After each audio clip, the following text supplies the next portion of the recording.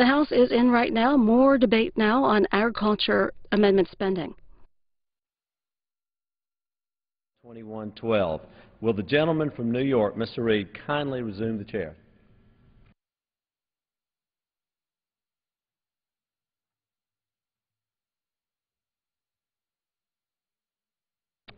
The committee will be in order. The House is in the Committee of the Whole House on the State of the Union for further consideration of H.R. 2112, which the clerk will report by title. A bill making appropriation for agriculture, rural development, Food and Drug Administration, and related agencies' programs for the fiscal year ending September 30th, 2012, and for other purposes. When the Committee of the Whole rose earlier today, the bill had been read through page 80, line 2. For what purpose does the gentleman from Georgia rise? Mr. Chairman, I have an amendment at the desk. The clerk will report the amendment.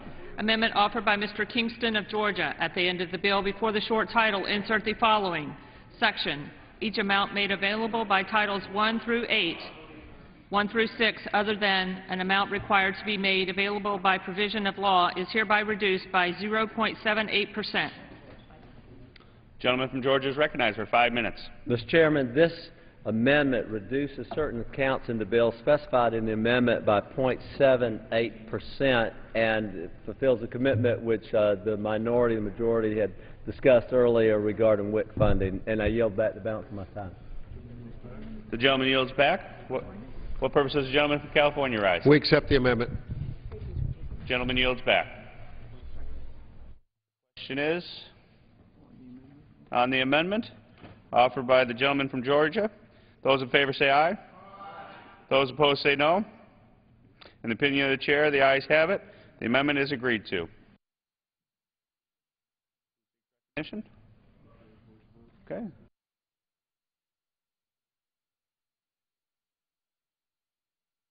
Mr. Chairman. What purpose does the gentleman from Alaska rise? Clerk will report the amendment.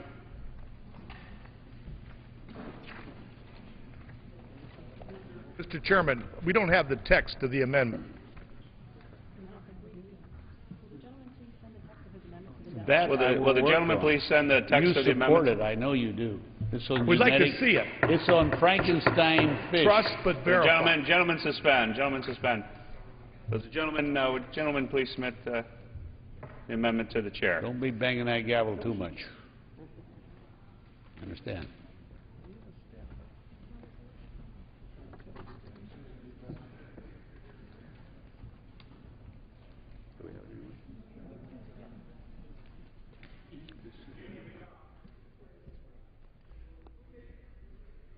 I'm sorry.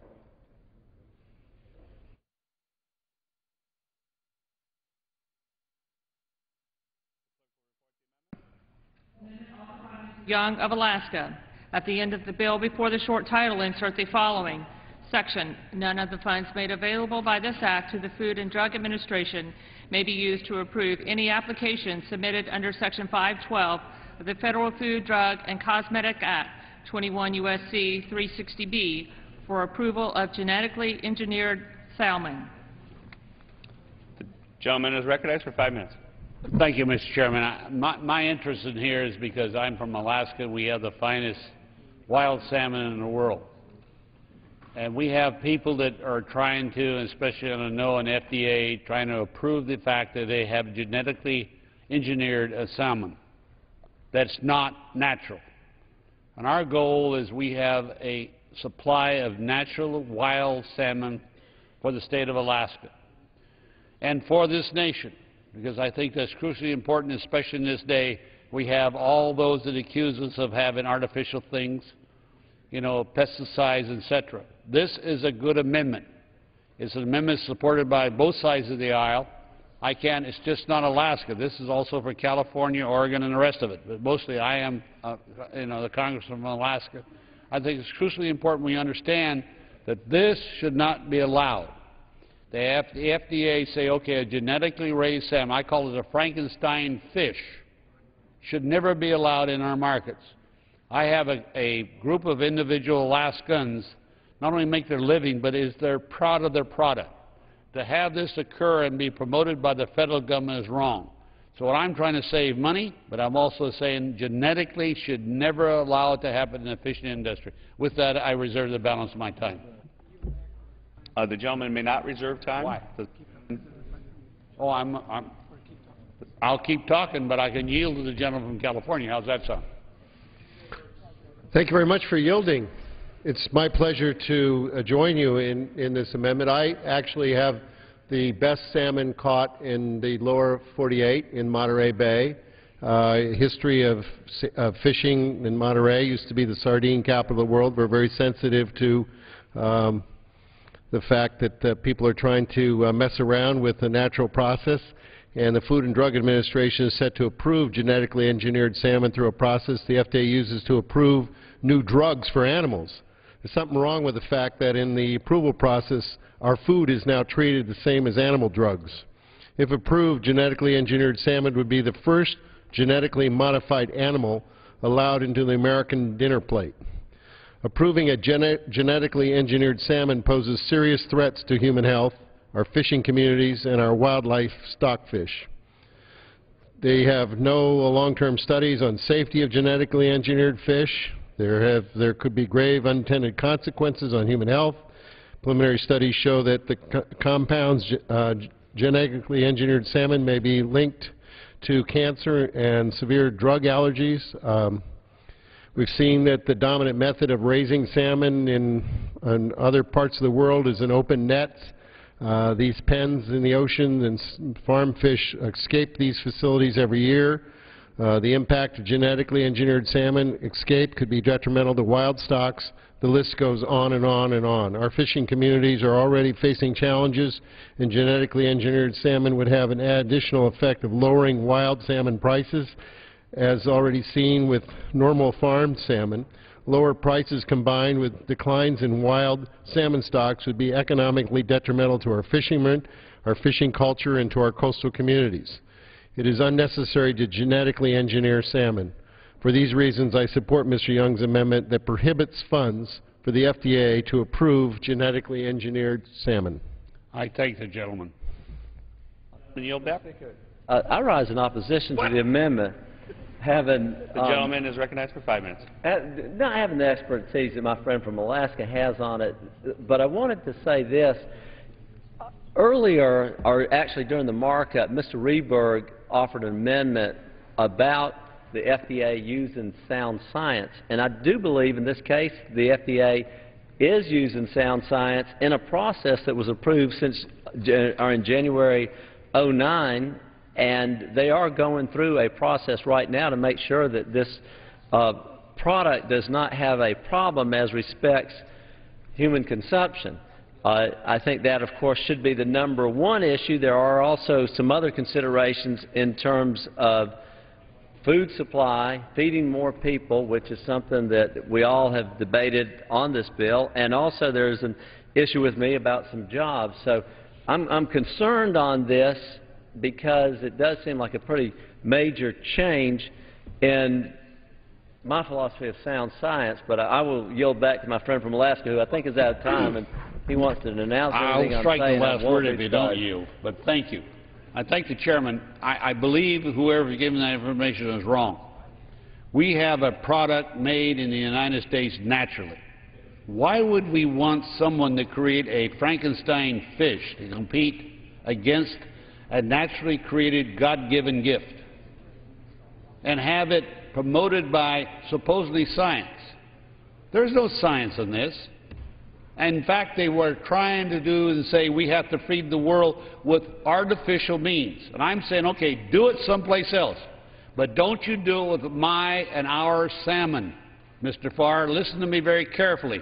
This is a very, very important thing, because this is the greatest thing we have going. Alaskan natural wild salmon being sold in the market, and the benefit what they can do to have it replaced by a genetic Frankenstein fish.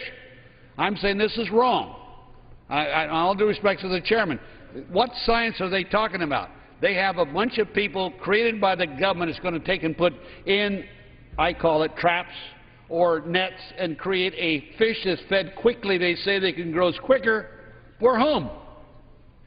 For who people are you talking about? Mr. Dix, you better be listening, because you catch most of my salmon. Don't you forget it. You better stand on the floor and defend this, because you're in deep trouble if you don't. I'll tell you that right now. Gentleman, Well, please direct his reclaiming my time from my friend from Alaska, I don't know all the ins and outs of this, but I do know that FDA is we're constantly getting onto the FDA to use more sound science, less politics, and to have more transparency. And it appears that that's what they're doing here. And they may come out against genetically modified salmon, but they are just looking at it right now to determine. And as respects the food supply, if you could safely produce genetically modified fish, you could feed a great portion of the world with it. So I have some concerns on it. I will yield back the balance of my time, but I did want to oppose the amendment. Gentleman yields back his time. The question is on the amendment offered by the gentleman from Alaska.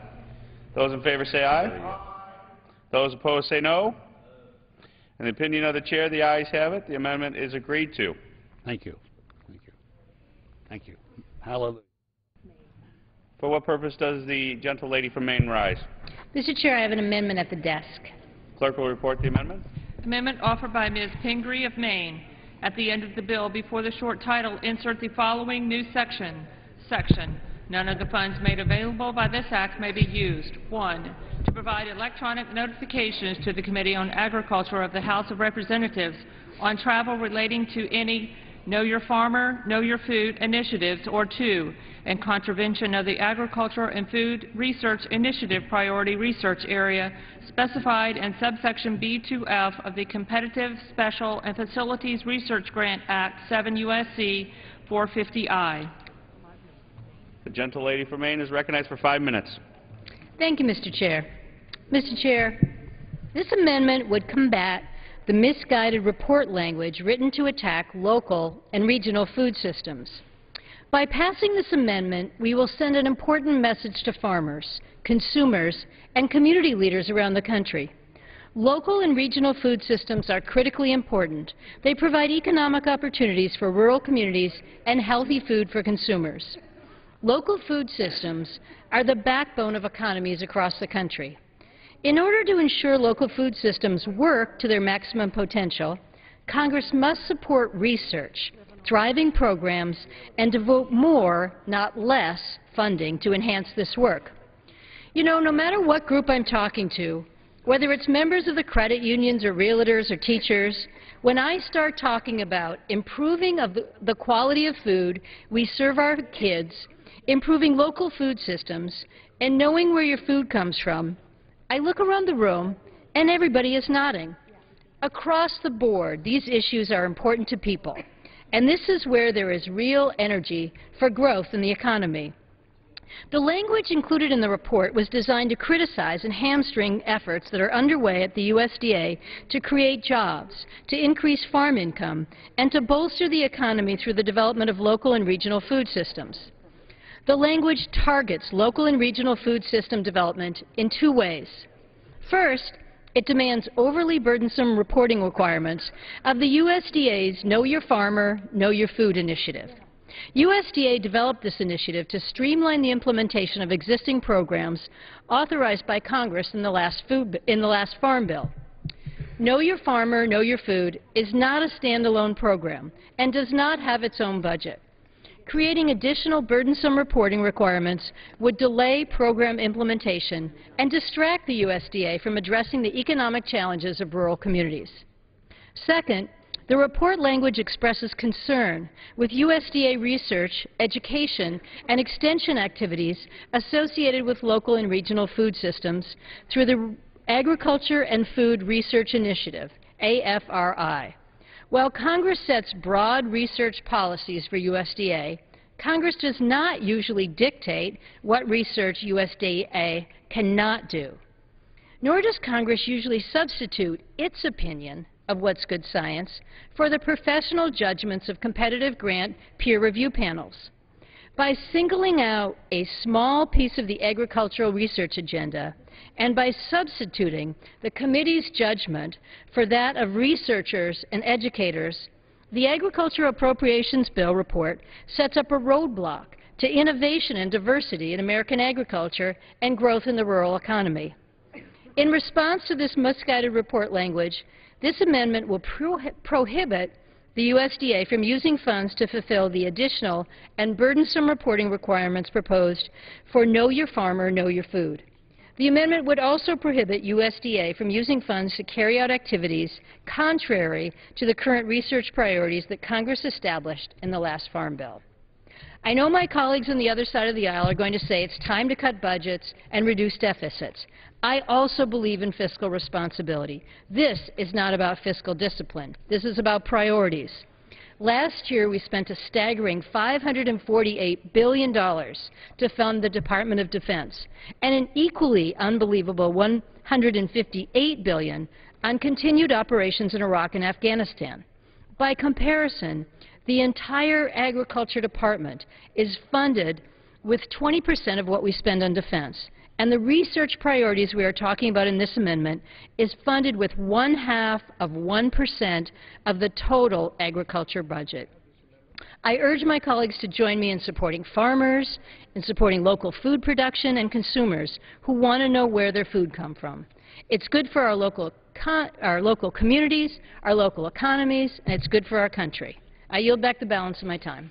The gentlewoman yields back. For what purpose does the gentleman from Georgia rise? Mr. Chairman, I rise in opposition to the amendment and move to strike the last word. The gentleman is recognized for 5 minutes. Mr. Chairman, I oppose this amendment, and I don't quite understand what the problem is with the amendment at all. Here's what it does. Our bill language, excuse me, the report language which this amendment tries to strike.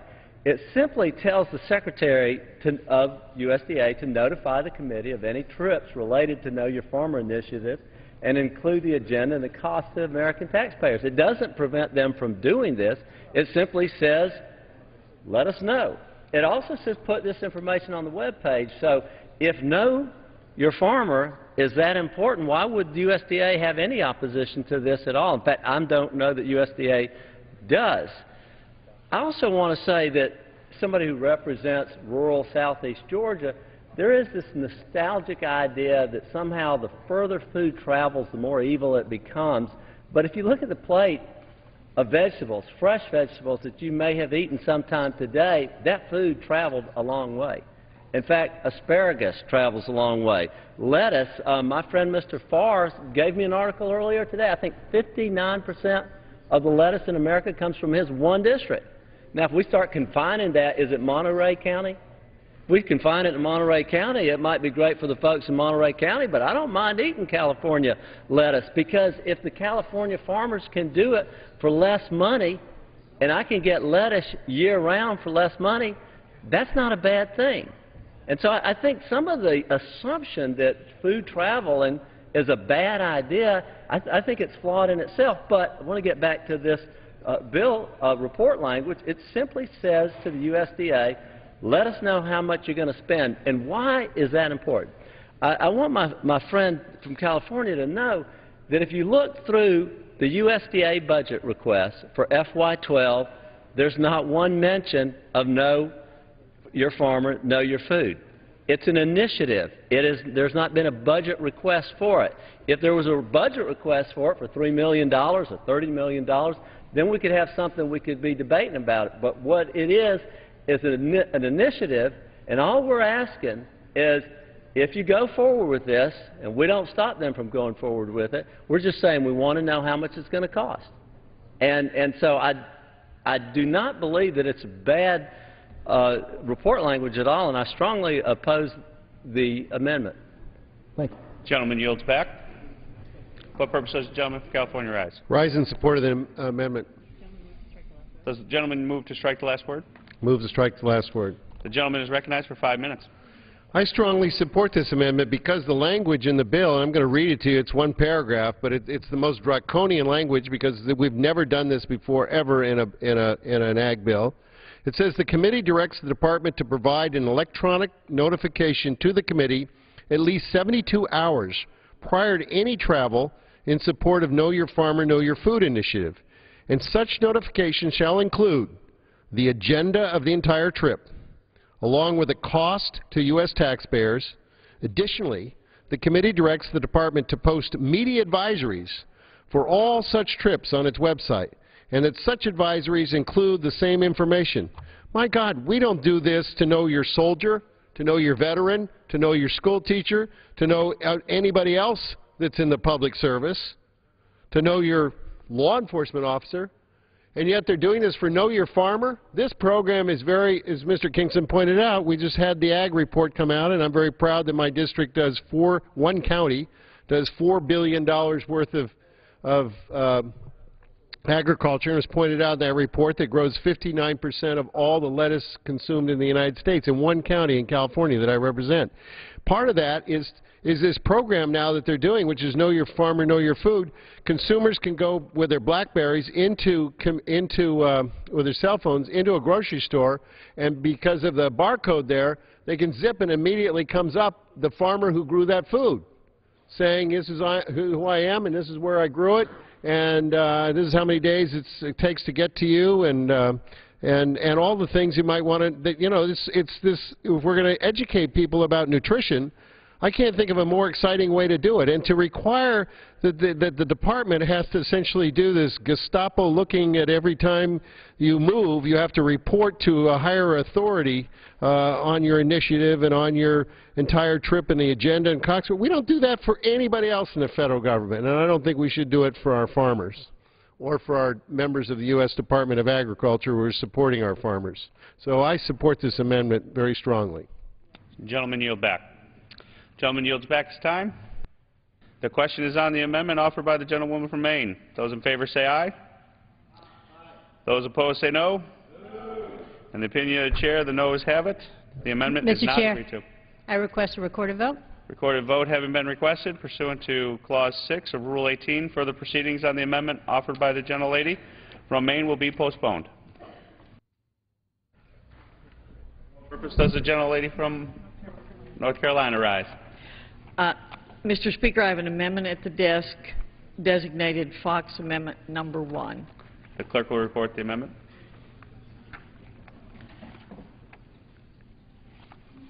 Amendment number 1, printed in the congressional record, offered by Ms. Fox of North Carolina. The gentlelady is recognized for 5 minutes. Thank you, Mr. Speaker. It's very interesting that I came into the chamber at this time because my amendment also has to do with Know Your Farmer, Know Your Food. I am very concerned about this program because it is not an authorized program by the Congress. It is something that I am very concerned that we have our executive branch off doing all kinds of things that it has no business doing, from fighting wars to running programs that they weren't authorized to run. This program, in my opinion, conducts duplicative marketing methods by taking funds from programs that already exist within USDA through grants and program management activities.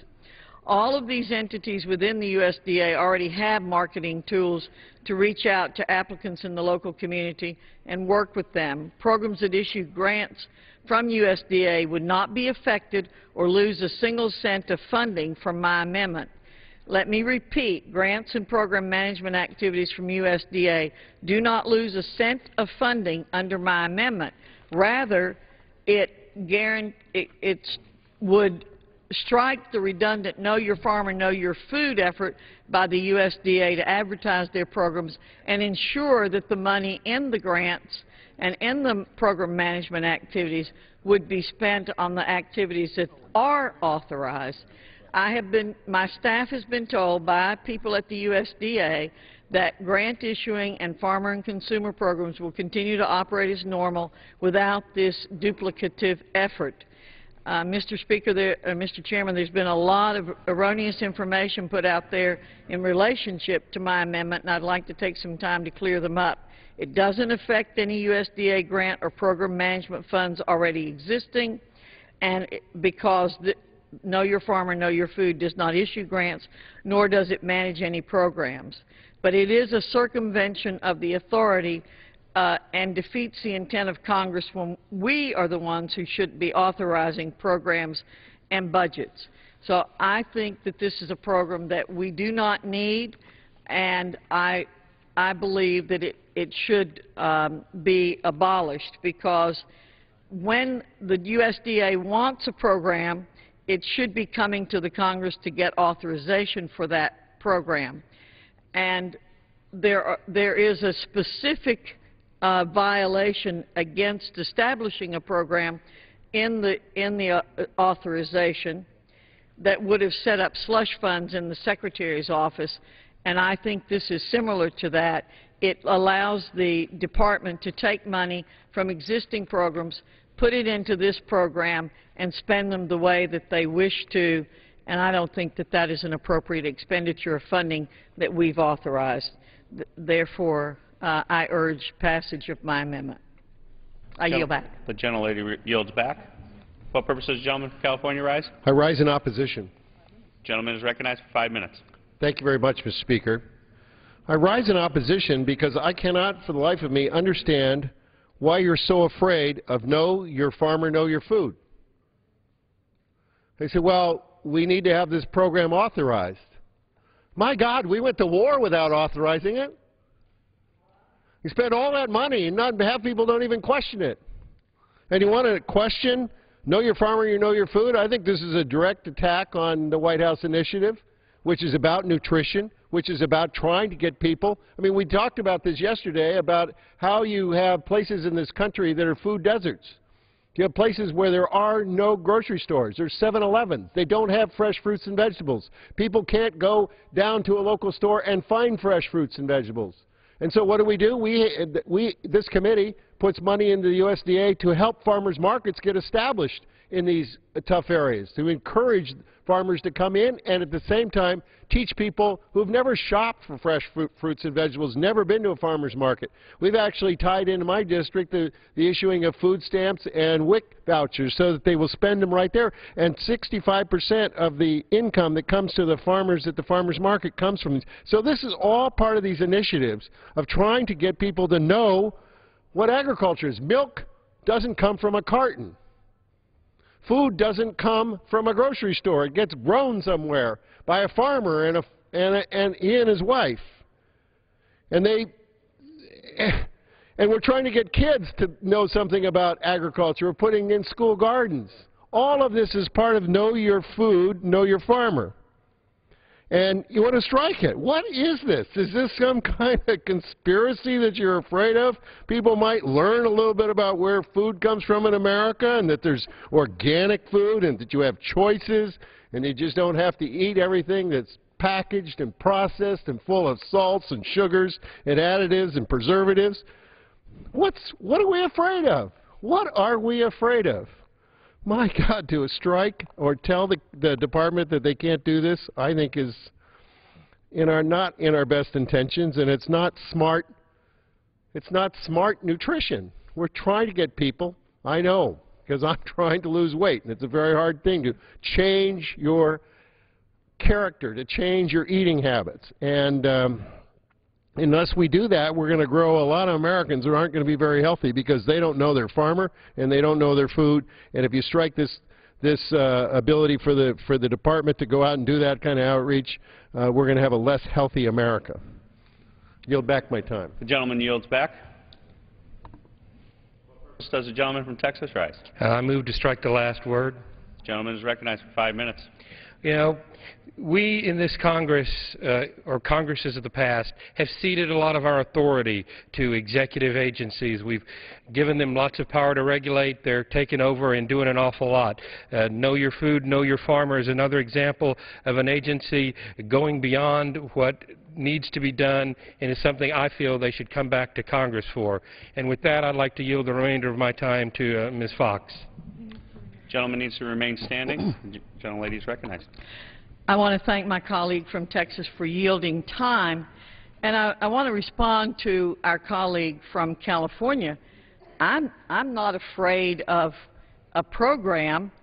I am afraid, as my colleague from Texas has indicated, of the executive branch continuing to overstep its bounds and develop programs that have no authorization and do the things that it has no business doing without authorization from Congress. And I find it interesting that my colleague would bring up the fact that we went to war without authorization. I believe that was his president who did that, and I voted resoundingly not to do that. I also want to sympathize with my colleague from California. I'm certainly doing my best to lose weight, too. I think it's a struggle that most of us, particularly in this body, have. But I can tell you that I am not looking to the Department of Agriculture to give me my nutrition information. I know how to find that nutrition information, and I think most Americans know how to do that, and we don't need a special program in the Department of Agriculture to do that. We have got to commit to bringing government spending under control, and we're going to do everything that we can. While no money will be cut from the appropriations by this program, it removes a program that's not authorized that gives part of the Department of Agriculture an argument for why they need money. And I think that in many cases what happens in these executive branch departments is that when their own entity begins to lose its need for being, they begin to look out there for what's the latest trend. What can we do in this department to justify our existence? And I think that that is what happens in many, many cases, and you get the continuation. As Ronald Reagan said, the nearest thing to immortality is a federal government program. And I think that's what happens in many departments, not just the Department of Agriculture. I have great respect for much of what the Department of Agriculture does, and I think it's providing vital services in many areas. But again, this is not an area that we need the federal government to be involved in. We don't need this program, and I'm frankly, my colleague asked me what I'm afraid of the program for. What I don't understand is why our colleague from Maine doesn't want reporting from this program. He didn't ask her that question. Why is she concerned that we ask for reporting mechanisms? Because we've asked the department, how much money are you spending on this program? They cannot answer. What effect are you having? They cannot answer. There are no results. There's no cost-benefit analysis. It's time that any program that says, we can't tell you how much we're spending, we can't tell you what we're doing, we can't tell you if we're having any effect, to be done away with. And any program that answers a member of Congress that way should be immediately eliminated.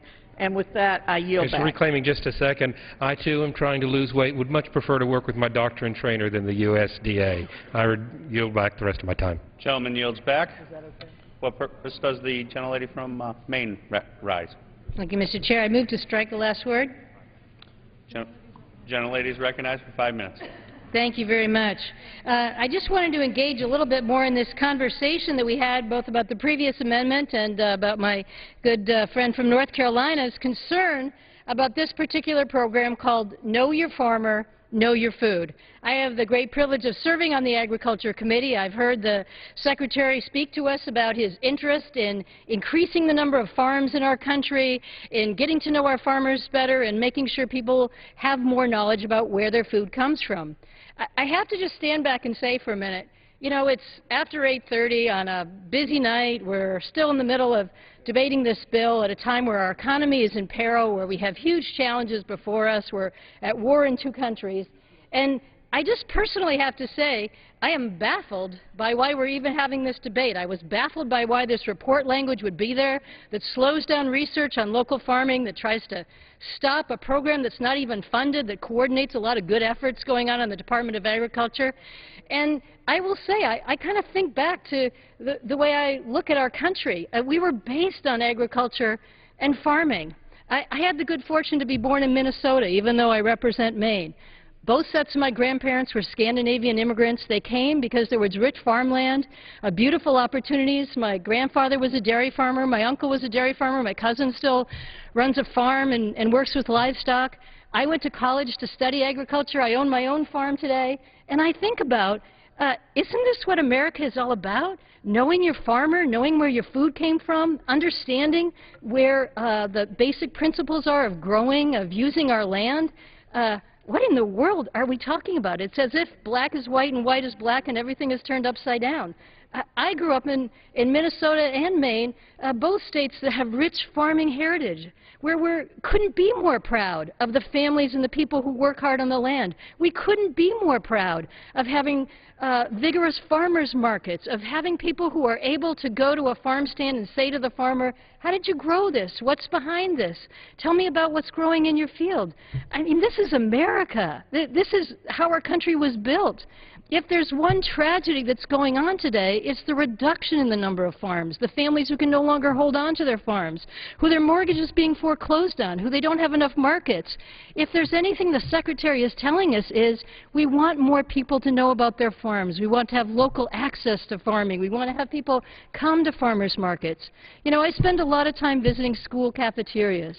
And many of the schools in my district are very engaged with buying food locally. They've realized that if they're going to deal with childhood obesity, one of the things they have to do is get kids to eat more vegetables. And one thing that really works is to have those young people know the farmers. Many schools have a little garden out back. I visited Longfellow Elementary School in Portland, Maine just recently. Those kids have a little plot of carrots. It's not that every lunch has one of those carrots on the menu, but for those kids to say, I grew a carrot, you know, and now I want to eat more of them. I was at the Bonnie Eagle Middle School. They have a little greenhouse, and I sat down to eat with those kids. They were eating kale and garlic, and they were proudly showing it off to me about how they grow kale, about they know where it comes from. Many of them have visited with farmers. They've seen the farmers come by down the road. I can't possibly imagine why anyone would want to put language in that says you have to strike a program like this, that's not even funded, that's just a way of the Secretary saying this is a good American tradition. It's a tradition in North Carolina, I am sure, where people are proud of their farmers, and in Maine, where we are exceptionally proud of the fact that the average age of our farmer is going down. We have more young people who want to go into farming. We have more and more acreage going into farming, which is a reversal of the trend that's been going on in our country for a long time. This is good for our health, it's good for our environment, and fundamentally this is a jobs bill. You know, that's what we're supposed to be here talking about. And every young person who has an opportunity to go into farming today, every family that gets to hang on to a family farm, increases the number of jobs that are going on in our country. What do we want this to turn into? A big corporate agriculture where everything has to be trucked around the world, where our carrots come from Brazil and our strawberries come from somewhere else in South America and we buy our food from China? I mean, this is America. This is a tradition of our country. How could we possibly think that anything was wrong with promoting or researching local foods, which having a program that just coordinates? Absolutely not. Much as I appreciate my colleague from North Carolina, I'm not giving up 1 second to talk about the fact that in my state, we're proud of our farmers. We're proud of our big farms that grow potatoes and blueberries, that grow apples. We're proud of our fishermen, and we're proud of the fact that more young people want to get into farming. There are more markets for farming than ever were before today, and part of it is because people like to buy their food locally, because they're so excited about the opportunity to go into a farm stand where you actually see the farmer, where you see how it was grown, where you feel comfortable about what goes into your food, where you know how it was slaughtered, where you know so much more about it, where we're raising our kids to say, you know what, vegetables are good for you, and here they are right in front of you. I can't possibly imagine why this report language was there in the first place, why my colleague would want to strike everything about know your farmer, know your food.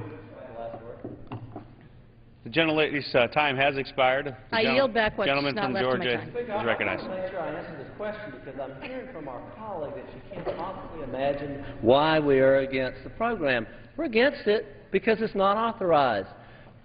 The President of the United States is now bombing in Libya. And by the way, I voted with the Kucinich Amendment because I feel very uncomfortable with an unauthorized bombing for the use of force in Libya. The federal government frequently obligates the taxpayers to new programs, and yet the United States Congress hasn't had an opportunity to vet these programs or to vote on them. And so I don't understand myself why that is a problem, that we can have this transparency. Now, as I listened to this, and I kind of thought, well, you know your farmer, know your food was one of these harmless little Washington sort of feel good about things initiatives, but I'm beginning to think it's just one big data bank. I don't know why the USDA needs to know all this information about the farmers. Now, I'm wondering about that, but if we want to help farmers, and I have had the opportunity of representing lots of farmers for a long time, I'm going to give you 7 things that I thought about just sitting here during the course of the last speech. Number 1, this administration has declared war on the community banks, which are the fiber in the heart of small communities. That's where farmers get their loans. Farmers need credit. We need stability in banking laws to help farmers, number 1. Number 2, we need consistent regulations, and regulations that don't send the EPA out on the farm to play I gotcha. You may know right now, Mr. Chairman, that for organic chickens, and I know my friend from California probably knows this, you have the FDA requiring that they be raised on a slab of concrete, and the USDA saying, no, they can't be. So 2 federal agencies, 2 different regulations for one product. Farmers need regulatory consistency. Number 3, we need an H-2A program. Absolutely, we've got to get labor out there and a good guest worker program that works. Number 4, free trade agreements. We have had sitting on the desk of the White House free trade agreements with South Korea, Colombia, and with Panama, and this administration won't move them. That will create lots of markets for farmers. Number 5, we need estate tax relief. You want to keep the family farm in the family, then get rid of the death tax so that it can be passed on to the next generation. Number 6, you need to have a good crop insurance program. More than any other farm program, farmers want a good crop insurance program. And number 7, we need to cut the red tape out so that you can get to your local market. It is impossible to sell right now if you're a local farmer to your local high school because of many federal regulations. The small farmers can't compete with the big folks on this. I want to say this about apples because the gentlewoman had mentioned apples. The average apples travel right now 2,500 miles to get to the consumer. Now, I don't find that horrible. We have country of origin labeling laws, which our committee has debated for over a decade, and I don't know that it has made the world a better place.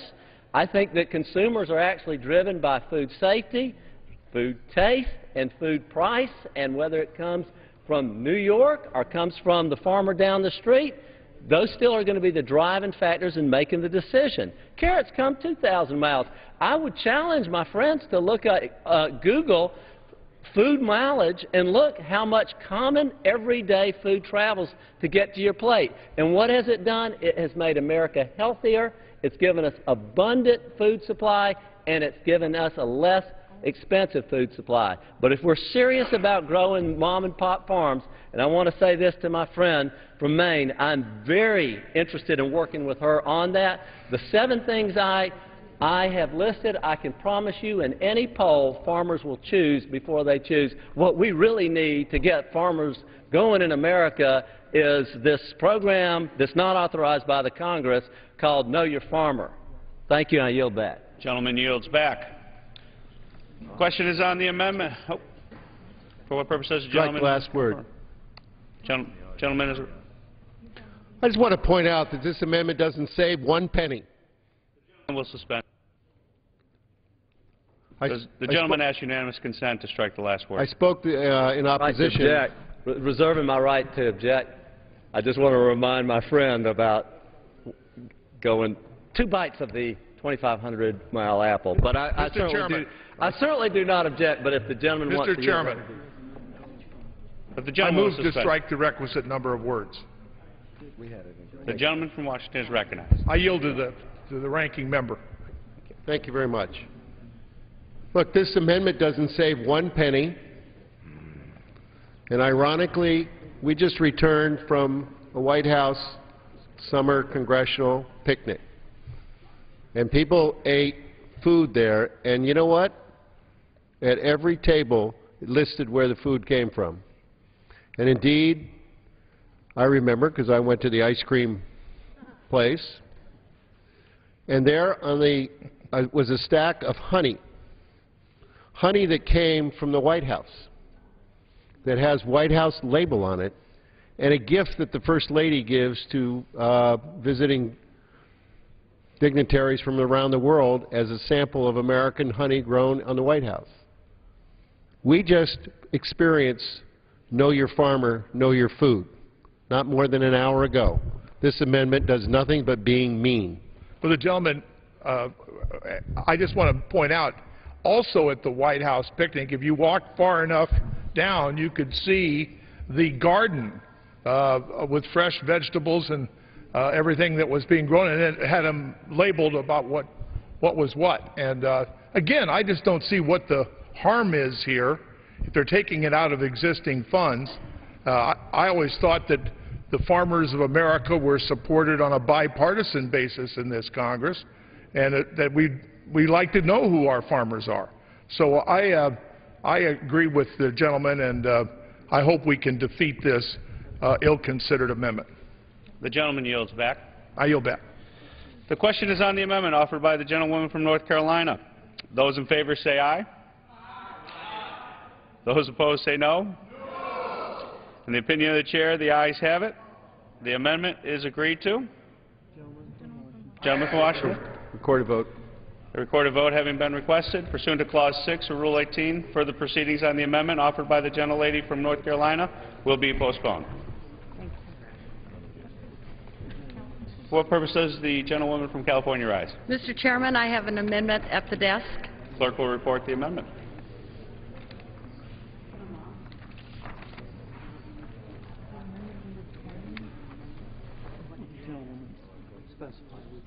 Will the gentlewoman specify which amendment? I believe it's number 20. Clerk will report.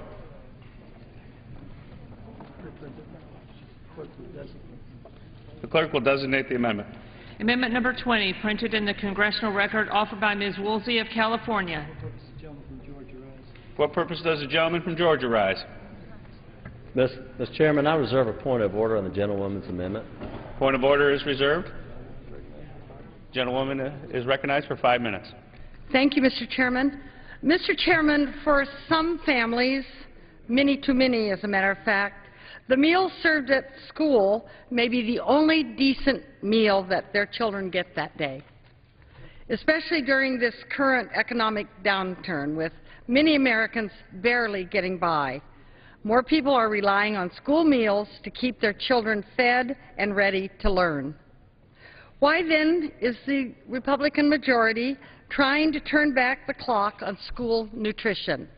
Why are they trying to undermine the quality of school meals by gumming up a regulatory process that is designed to ensure that our kids are eating healthy? Mr. Chairman, I'm offering this amendment because it will stop the majority's attempt to block the implementation of scientific standards for school meals. Here's the backstory. Since the Truman administration, Congress and the United States Department of Agriculture have set standards for school lunches and breakfasts. But for most of that history, those standards have not reflected the expertise of nutritionists and other health professionals. Then last year, Congress passed and the President signed a bill directing USDA to make school meal requirements for the first time consistent with sound science and dietary guidelines issued by the Institute of Medicine. Bottom line, that would mean healthier food for our kids. It would mean the cafeteria line would have more fruits and vegetables, more whole grains and low-fat milk, and less sodium and saturated fat. As instructed by the law that we passed, USDA wrote a regulation and received over 130,000 comments. Now, just when the process is wrapping up, my colleagues on the other side of the aisle want to use report language in this appropriations bill to scrap the rule and compel USDA to write a completely new one. This is a stall tactic, plain and simple. Better school meals must not, can't be, from this act, a priority for the other side of the aisle. They apparently don't believe we need to do anything about the epidemic of childhood obesity that is rapidly becoming a major public health crisis. So they're looking for any way to put on the brakes. The process has worked. We've had congressional direction and we've had mandate. We've had open comment period and rulemaking based on sound science. But the end result is not to the majority's liking, so they want a do-over. This is not only unnecessary, Mr. Chairman, but expensive, as there would be costs associated with starting the rulemaking over, going back to square one. In one fell swoop, the Republicans are showing themselves to be anti-science, anti-child, anti-public health, and anti-fiscal responsibility. My amendment would stop their short-sighted and irresponsible scheme. It would prevent funds made available by this Appropriations Act from being used to require USDA to reissue a new rule.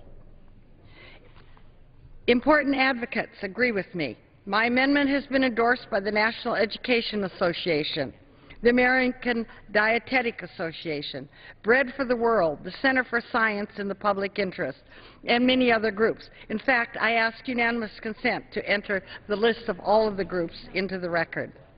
That shall be covered under general leave, and we'll so noted. Mr. Chairman, our children need balanced, healthy, nutritious meals, not costly, bureaucratic delays. They need this to help them succeed in school and in life. With that, Mr. Chairman, I ask unanimous consent to withdraw. Is there an objection? Yeah, right. Without objection, the amendment is withdrawn. For what purpose does the gentleman rise? From California. Mr. Chairman, I have an amendment at the desk. Clerk shall report the amendment. Clerk shall designate the amendment. Amendment number 24, printed in the congressional record, offered by Mr. Royce of California. Gentleman is recognized for 5 minutes. Thank you, Mr. Chairman, very much. A couple of quick points here. One, the administration is actively considering resuming food aid into North Korea, and I understand the humanitarian impulse here. But the unusual circumstances of North Korea make this a mistake, and make it a very bad mistake, frankly, which this amendment would correct. I remember the words of one North Korean defector, Kim Dong-hong. I had a chance to talk with him, and he said, he said actually in testimony here before the committee, we must not give food aid to North Korea because, he says, it is, in his words, the same as providing funding for North Korea's nuclear program. Why is that so? Because what invariably happens is they redirect these resources into support for the regime. This week, we had reports that North Korea is making miniaturized versions of its nuclear weapons, ones that could fit atop ICBMs, and that makes his statement all that more dire about the redirection of these resources into the regime's hands. The situation in North Korea, listen, it's heartbreaking. I've been up there. I've seen the deprivation. But this is a disaster made by the dictatorship itself. And let me say unequivocally, the food we send does not reach the hungry. So who benefits from our goodwill? Well, the inner circle does, and their military-industrial complex does. We've had hearings in which the French NGO Doctors Without Borders, we're all aware of their good work around the world. They testified before the International Relations Committee that the vast majority of refugees they interview say they had never received any food aid. None of the children they had ever met had ever seen food aid during the years they worked up on the border. And this testimony is backed up by a survey, 500 North Korean defectors. 78.2% of them never saw foreign food aid. And the reason for this is because it goes, again, into the black market. It is sold for the hard currency that the regime needs for its nuclear program and other programs. Now, some could argue You know, what we need is more oversight, maybe better monitoring on this food. Let me tell you about the testimony we've heard on that. Because the North Koreans, I don't think they've got a word for transparency. No matter how airtight any monitoring protocol may be, they cheat.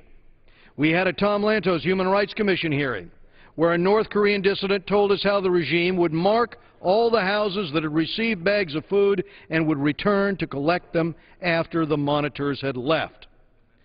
So North Korea is always going to cheat. Some assert that the North is holding food, you know, for the future. Hoarding 1 million tons of rice. That's the charge we hear from South Korea, from members of their parliament. But the fact is that it's an asset that is converted by the North. So I urge my colleagues to support my amendment for the sake of the North Korean people. Providing this aid not only allows Kim Jong-il's oppressive regime to divert scarce resources towards its military program, one that has grown increasingly threatening, but it also delays the day when real structural reform will come to North Korea. There is a North Korean saying that pouring water into a cracked pot is worthless. Well, sending resources to Kim Jong-il is even worse. It's enabling a regime with one of the world's worst human rights records, but also with an atomic bomb. North Korea has played us like a fiddle for years. Conditions for North Koreans have only worsened. It's time for a new North Korean policy. So let's start now, and I ask my colleagues to support this amendment. Does the gentleman yield back? I yield back. Gentleman yields back. Mr. Chairman, I rise in support of the amendment, and I wanted to say that we have had a very difficult time with the Food for Peace program already, and if this helps secure another supporter of the bill, we certainly would work with you on this amendment and support it. Yield back. It's back. The question is on the amendment offered by the gentleman from California. Those in favor say aye. Those opposed say no. Opinion of the chair, the ayes have it. The amendment is agreed to. Does the gentleman from Wisconsin rise? Mr. Chairman, I have an amendment at the desk.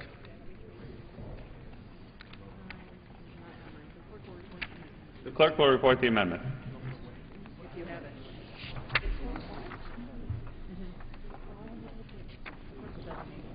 Clerk will designate the amendment. Amendment number 25, printed in the Congressional Record, offered by Mr. Kind of Wisconsin. The gentleman is recognized for 5 minutes.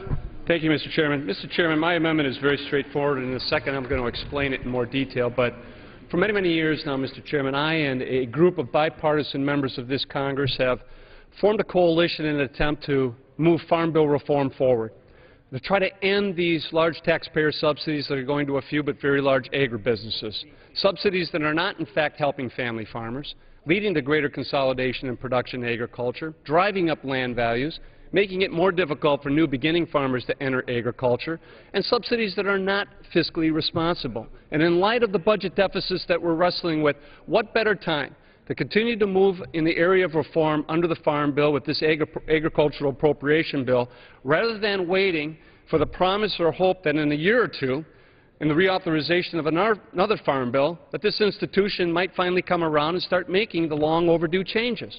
But just to show you how perverted these farm programs have gotten, is that recently Brazil challenged our own domestic cotton subsidy program and prevailed in the WTO court. Now, you would expect our rational response would be to reform our cotton subsidy program, to come into compliance with that WTO decision, to end these subsidies that you really can't justify here to our cotton producers, and we'd solve this problem. But that's not the approach that was taken. In fact, the administration recently set up a new subsidy program that is now going to subsidize Brazil cotton producers. Let me repeat that.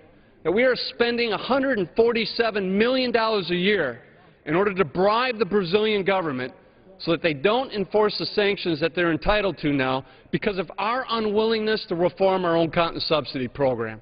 That is wrong, and that's what my amendment would address. It would prohibit the use of funds in this agricultural appropriation bill going to this new subsidy program to subsidize the Brazil cotton industry. It just shows you what a pretzel our farm programs have turned this Congress into because of, yet again, the unwillingness for us to reform our own domestic Title I subsidy programs.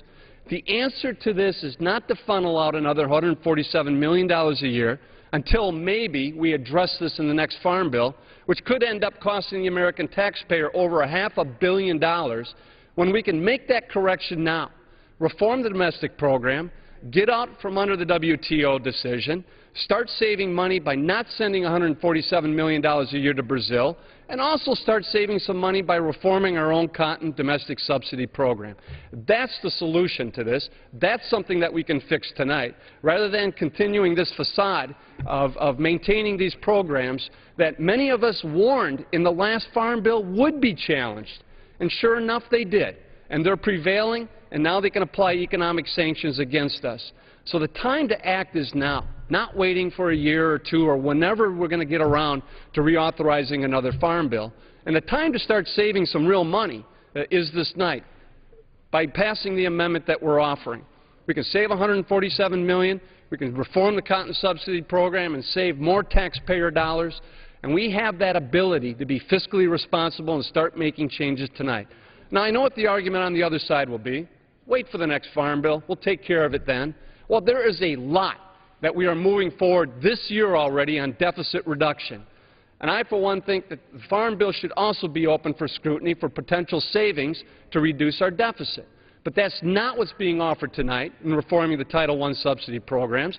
Instead, most of the deep cuts are coming under the conservation title, the nutrition programs, certain key investments that we have to make to empower our farmers to be good stewards of the land, to reduce sediment and nutrient flows, and the impact it has on the quality water supply that we need in this country, the protection of habitat. In fact, 3 out of every 4 farmers applying for conservation funding assistance today are turned away because of inadequacy of funds. That number will only explode because of the deep cuts coming in these other titles of the Farm Bill. We have an opportunity to start making some changes under Title I, the subsidy program, first by stopping the additional layer of subsidy that's been created where we're starting to subsidize other countries' farmers. Let's start making that change tonight. And I would encourage my colleagues to look closely at this amendment. This is the reasonable response that we should be taking. Let's not defer this decision any further. We can do that. And instead of encouraging any type of trade war or sanctions with Brazil, we should move forward in reforming the cotton subsidy program starting tonight. And with that, I yield back the balance of my time and ask my colleagues to support this amendment. Gentleman yields back.